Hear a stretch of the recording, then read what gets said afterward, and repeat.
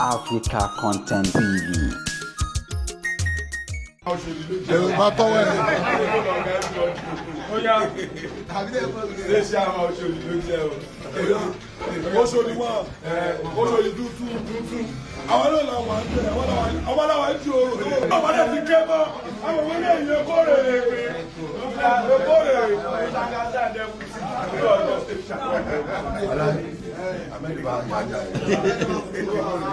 See about clip, send it.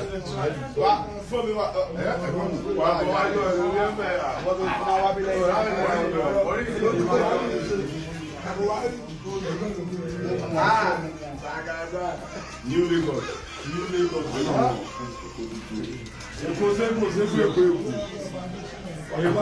Nàyà wà rí pé gbogbo election tẹ́ kì í mú èkó tí ò ti ro àwọn wí ni àjọba débẹ̀ ní èkó tí ò ti ro ọba òfin abalẹ̀ fún wa kánú fọ́nà balẹ̀. Yes, you done. Yes, you done. Yes, you done.